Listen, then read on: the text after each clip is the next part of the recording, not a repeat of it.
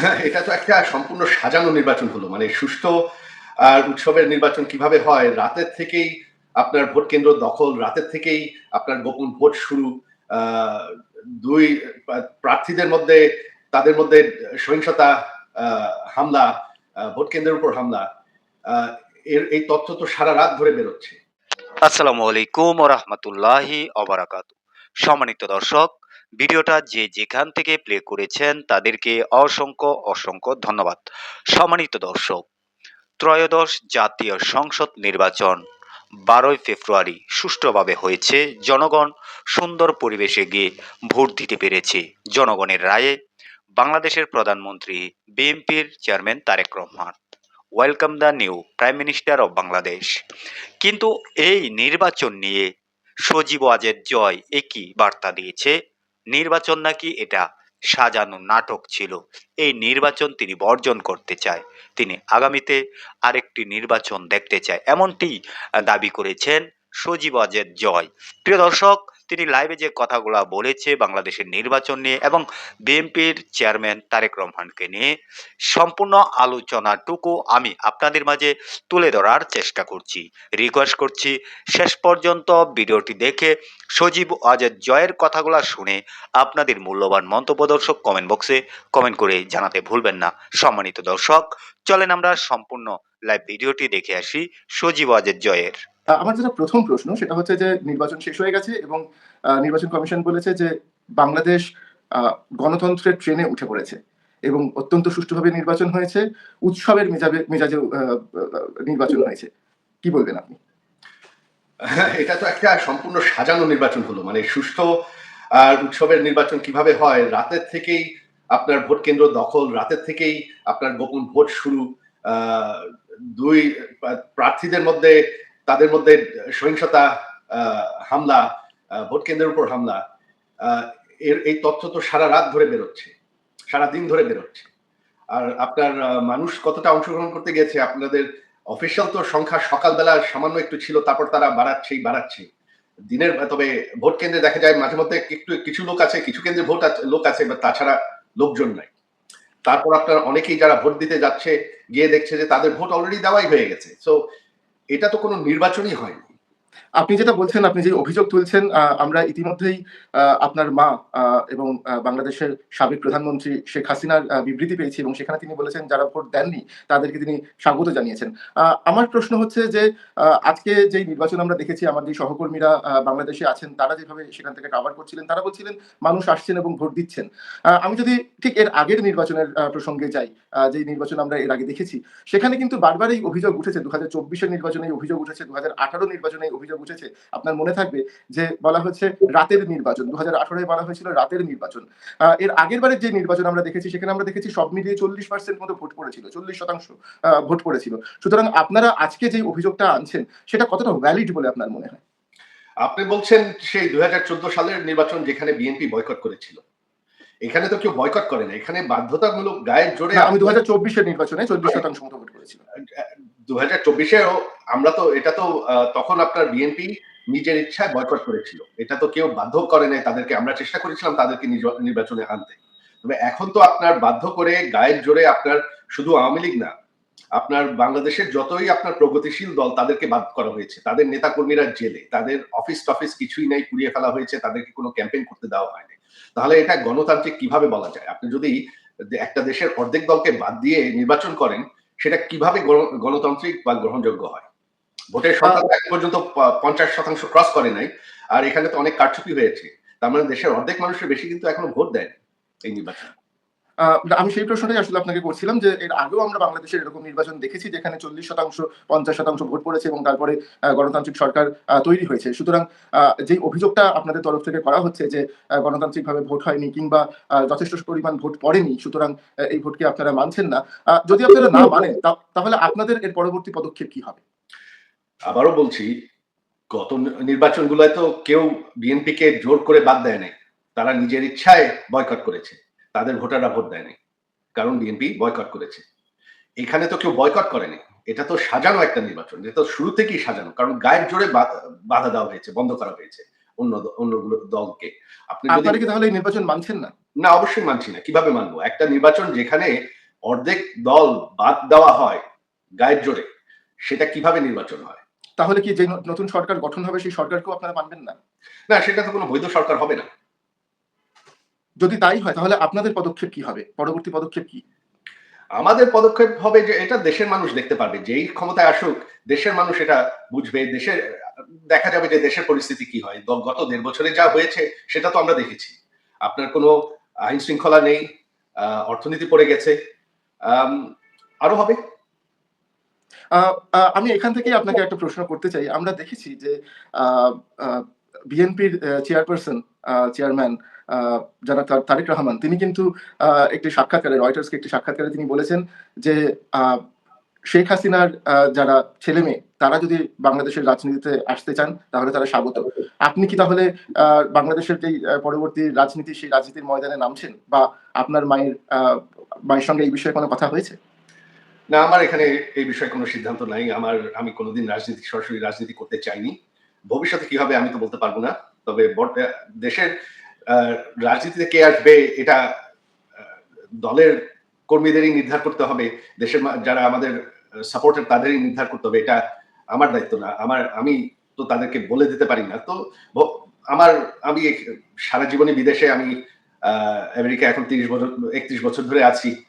এখানে আমি শান্তিতেই আছি। তো ভবিষ্যতে কি হবে সেটা ভবিষ্যতে দেখা যাবে। তবে বর্তমানে তো বাংলাদেশের ভবিষ্যৎ ভালো মনে হচ্ছে না। আপনার রাজনৈতিক বিষয় নিয়ে, আপনার রাজনৈতিক আ অবস্থান নিয়ে আমি আরেকটু প্রশ্ন করতে চাই আপনাকে। তার কারণ আমরা দেখেছি যে আ আ জুলাই গণ-অভ্যুত্থানের পর থেকে যত আলোচনা হয়েছে বাংলাদেশের রাজনীতি নিয়ে, আপনি কিন্তু বারবার মুখ খুলেছেন, আপনি কিন্তু বারবার বিভিন্ন রকমের কথা বলেছেন এবং রাজনৈতিক কমেন্ট করেছেন। আপনি আ দেশের ভবিষ্যৎ, আওয়ামী লীগের ভবিষ্যৎ নিয়ে কথা বলেছেন। আপনি বলেছেন আপনার মা আ সরাসরি আর রাজনীতিতে থাকবেন না। যা নিয়ে কিন্তু আমরা দেখেছি আওয়ামী লীগের মধ্যে একটা আ দ্বিধা তৈরি হয়েছে। আওয়ামী লীগের মধ্যে একটা ভাব তৈরি হয়েছে। আমি এই প্রশ্ন আ দিল্লিতে আওয়ামী লীগের নেতাদেরকে করেছিলাম এবং তারা বলেছেন দল এমন কোন সিদ্ধান্ত নেয়নি। আপনার কি মনে হয় যে আওয়ামী লীগের মধ্যে একটা ভাঙন তৈরি হচ্ছে? না, আওয়ামী লীগের মধ্যে ভাঙন তৈরি হবে না। আওয়ামী লীগ ঐক্যবদ্ধ আছে। আওয়ামী লীগ নির্যাতিত এখন। তো এইখানে তো আপনার ভাঙন হওয়ার প্রশ্নই ওঠে না। কারণ আমাদের হাজার গত কয়েক সপ্তাহের মধ্যেই আমাদের ২০,০০০ এর উপর গ্রেফতার হয়েছে। গত ১.৫ বছরে আমাদের হাজার নেতারা, কর্মীরা জেলে আছে এখনো কোন বিচার ছাড়া। আর বাকিদের তো দেশ ছেড়ে অনেকের হাজারের দেশ ছেড়ে ভেগে যেতে হয়েছে। কারণ তাদের বাড়ি-ঘর পুড়িয়ে দেওয়া হয়েছে। আমার যে নিজের বাড়ি, আমার বাবার বানানো বাড়ি, সেই ৪০ বছর পুরানো বাড়ি, ওই বাড়ি পুড়িয়ে দেওয়া হয়েছে। তো এখন তো বাংলাদেশে কোনো গণতান্ত্রিক পরিস্থিতিই নাই। তো সেখানে রাজনৈতিক দলের কি হবে এটা এখন চিন্তা করে কোনো লাভ নেই। এটা ভবিষ্যতেই দেখা যাবে। আমি আবার আপনাকে একটা প্রশ্ন করতে চাই যেটা আমি শুরুতেই আপনাকে যে প্রশ্ন করেছিলাম যে আপনি এবং আওয়ামী লীগ আ বাংলাদেশের ভবিষ্যৎ কিরকমভাবে দেখছে? আপনার কি মনে হয় যে এই নির্বাচনের পরে নতুন সরকার গঠনের পরে আওয়ামী লীগ সত্যি দেশে ফিরতে পারবে? এবং যদি ফেরে তাহলে কিরমভাবে ফিরবে? নতুন মোড়কে ফিরবে?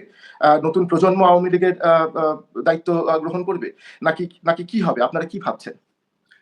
আওয়ামী লীগ হচ্ছে স্বাধীনতার দল। আর দেশের সবথেকে পুরানো দল। আওয়ামী লীগ মুছে যাবে না। আওয়ামী লীগ ফেরার প্রশ্ন না। আওয়ামী লীগ দেশে আছে। এই দেখেন এই নির্বাচনে দেশের অর্ধেকের বেশি মানুষ কিন্তু ভোট দেয়নি। তারা বেশিরভাগ আওয়ামী লীগের সমর্থক। তো আওয়ামী লীগ দেশে আছে। আপনি নেতৃত্ব যে কে দেবে সেটা ভবিষ্যতে দেখা যাবে। আপনি যে বলছেন আওয়ামী লীগ দেশে আছে, এখানেই আমার প্রশ্ন। আওয়ামী লীগের যারা তৃণমূল স্তরের একেবারে গ্রাসরুট লেভেলের যেই কর্মীরা তারা আমরা দেখেছি তারা দেশে আছেন। আ তাদের অনেকের উপরে আক্রমণ হয়েছে সেও আমরা দেখেছি এই গত ১.৫ বছরে। কিন্তু তারপরেও তারা মাটি কামড়ে পড়ে আছেন। এই যে গোটা নির্বাচনের প্রক্রিয়া আমরা আওয়ামী লীগের যে শক্ত ঘাঁটি সেই সমস্ত জায়গা থেকে আমরা রিপোর্ট করেছি এবং আমরা সেখানে দেখিয়েছি যে সেখানে এখনো আওয়ামী লীগের কর্মীরা তারা কিন্তু বলছেন যে তারা তাদের দলের কথা ভাবছে, তারা তাদের দলের পাশে আছেন। অথচ আওয়ামী লীগের যারা একেবারে ১ম সারির নেতৃত্ব আ তারা কিন্তু সবাই দেশ থেকে পালিয়েছেন। অধিকাংশ তাদের দেশ থেকে পালিয়েছেন। তারা অন্য দেশে গিয়ে আশ্রয় নিয়েছেন। আওয়ামী লীগ চলছে কি করে? আপনার কি মনে হয় না যে আওয়ামী লীগকে যদি যেটা আপনি বলছেন রাজনৈতিক প্রক্রিয়ায় ফেরাতে হয়, তাহলে এই যেই আপনাদের যে ভোটার রয়েছে কিংবা আপনাদের যে কর্মীরা রয়েছেন তাদের পাশে গিয়ে দাঁড়ানোর প্রয়োজন আপনাদের কর্মীদের পাশে? এখন আমাদের নেতাদের উপর যে নির্যাতন হচ্ছে যেটা আপনি বললেন, তাদেরকে তো দেশে ফিরলে গ্রেফতার করা হবে, জেলে নেওয়া হবে, হত্যা করা হবে।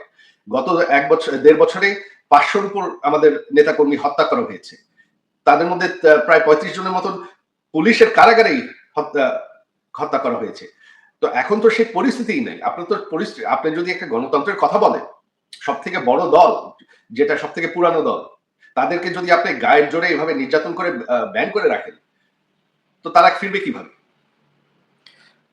বাংলাদেশে এখন যারা রাজনীতির ময়দানের আছেন, বিএনপি কিংবা জামাত শিবির, আ তাদের প্রত্যেকেই কিন্তু আমরা তাদের যখনই যা ইন্টারভিউ আমরা দেখেছি, আমাদের সহকর্মীরা যে ইন্টারভিউ তাদের করেছেন, তারা প্রত্যেকেই বলেছেন তারা একটা গণতান্ত্রিক বাংলাদেশ দেখতে চাইছেন।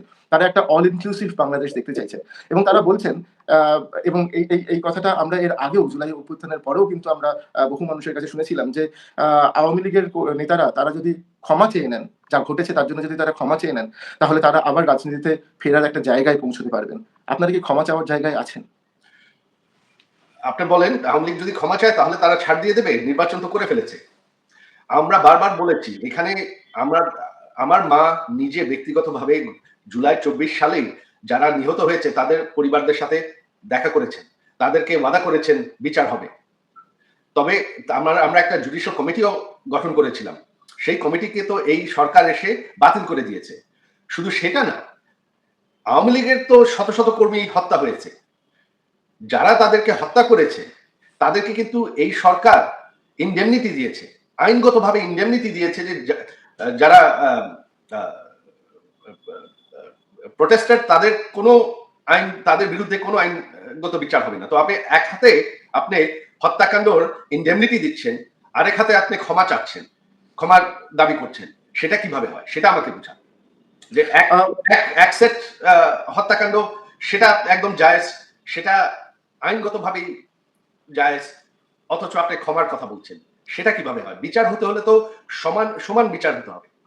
কিন্তু আপনার কি মনে হয় না যে আ জুলাই আগস্ট মাসে যেই ঘটনা ঘটেছিল, সেই সময় যারা সরকার ছিল, আপনার মা তখন প্রধানমন্ত্রী ছিলেন, এই গোটা বিষয়টাকে আরো অন্যরকমভাবে আরো মানবিক জায়গা থেকে হ্যান্ডেল করা যেত? আমাদের উপর যেভাবে নির্যাতন করা হয়েছে এখানে তো কারো কথা বলারই সুযোগ ছিল না। এখন ১.৫ বছর হয়ে গেছে। তো এখন আর কি বিষয় থাকে? যেভাবে আওয়ামী লীগের উপর নির্যাতন করা হয়েছে এগুলা যদি আপনি মেনে নিতে পারেন, তাহলে আওয়ামী লীগের আর কি থাকে বলার? আ আপনি তো আমি আবার হত্যাকাণ্ড, জেল দেওয়া, আওয়ামী লীগকে হত্যা করা একদম আ এটা কোন ব্যাপারই না। তাহলে আর ক্ষমা চাওয়ার কি থাকে? আমি আবার একটা প্রশ্নে ফিরে যাচ্ছি আপনার কাছে, যেই প্রশ্ন দিয়ে আমি শুরু করেছিলাম। আ সেটা হলো যে বাংলাদেশের এখন যেই রাজনৈতিক পরিস্থিতি যেই জায়গায় এসে দাঁড়িয়েছে, তার কারণ আমরা জানি যে গত ১.৫ বছরে ইন্টারিম সরকার ছিল। সেই ইন্টারিম সরকারকে আপনারা একরকমভাবে দেখেছেন। এখন একটা নির্বাচন হয়েছে। সেই নির্বাচনের পরে নতুন সরকার তারা ক্ষমতায় আসবে। এই গোটা পরিস্থিতির মধ্যে যেটা আপনি আল জাজিরাকে সম্প্রতি বলেছেন, আমাদেরকে বলেছেন বিভিন্ন সাক্ষাৎকারে যে, আ আপনার মনে হয় না যে আপনার মা শেখ হাসিনা তিনি আর রাজনৈতিকভাবে আ বাংলাদেশের রাজনীতিতে প্রবেশ করবেন। তিনি আর বাংলাদেশের রাজনীতিতে অংশগ্রহণ করবেন। আপনি কি এখনো আপনার এই বক্তব্যে একই জায়গায় দাঁড়িয়ে আছেন? তিনি বহুত আগে রিটায়ার করতে চেয়েছিলেন। তিনি আসলে এত বছর রাজনীতি করতে চাননি। তো তিনি কি করবেন এটা উনাকেই জিজ্ঞেস করতে হবে। তবে আমার আর মনে হয় না। তো সেটা আবার বলছি যে ভবিষ্যতে কি হবে আমি বলতে পারি না। তবে তিনি বহুত বছর ধরেই ২০১৮ আগের থেকেই তিনি বলছেন তিনি রিটায়ার করতে চান। এটা কি একটা পারিবারিক প্রেশার? না এটা আপনারা চাইছেন না? না আপনারা এটা চাইছেন না? জি। আপনারা চাইছেন না? না আমাদের কোনো প্রেশার নাই। তিনি একজন স্বাধীন ব্যক্তি। উনার সিদ্ধান্ত তিনি নিবেন। আ আমি আমার শেষ প্রশ্ন, যেই প্রশ্ন আমি আপনাকে আগেও করেছিলাম, আমি আরো একবার আপনাকে জিজ্ঞেস করতে চাই। আমরা দেখেছি যে বলা যেতে পারে যে বাংলাদেশের এখন একটা নতুন অধ্যায় শুরু হয়েছে। দীর্ঘদিন ধরে আমরা দেখেছি শেখ হাসিনা তিনি ক্ষমতায় ছিলেন। আমরা দেখেছি আ তারেক রহমানের মা তিনি দীর্ঘদিন ক্ষমতায় ছিলেন। তিনি এই দুজনের মধ্যে বাংলাদেশের রাজনীতি দীর্ঘদিন ধরে চালিত হয়েছে। আ আ খালেদা জিয়া এখন আর নেই। তিনি মারা গেছেন। তারেক রহমান তার পরবর্তী প্রজন্ম ক্ষমতায় এসছে, রাজনীতিতে এসছেন, বাংলাদেশের রাজনীতিতে যোগ দিয়েছেন।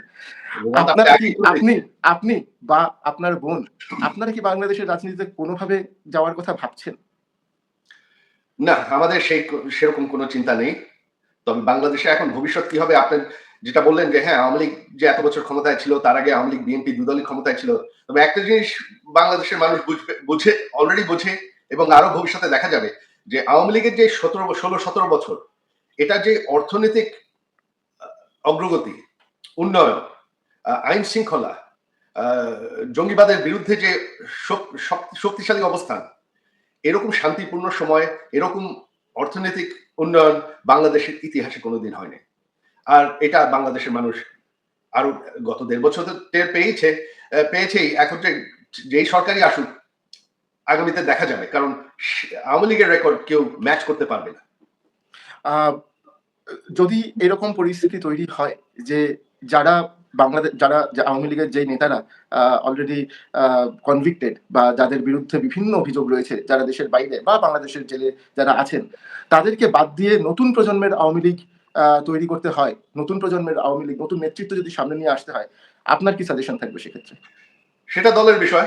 আপনার অন্যান্য দলের তো কি এটা মানে এটা একটা আ এটা দলের বিষয়। আওয়ামী লীগ একটা গণতান্ত্রিক দল। আওয়ামী লীগের নেতৃত্ব কে দেবে সেটা আওয়ামী লীগ নির্ধার করবে। এটা আমি বলে দিতে পারব না।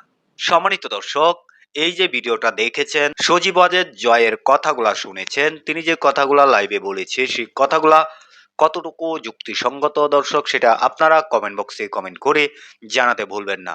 আর ভিডিওটা সর্বোচ্চ পরিমাণ শেয়ার করতে ভুলবেন না। সবাই ভালো থাকবেন, সুস্থ থাকবেন। পরবর্তী কোনো একটা ভিডিওতে আপনাদের সাথে দেখা হবে। আসসালামু আলাইকুম।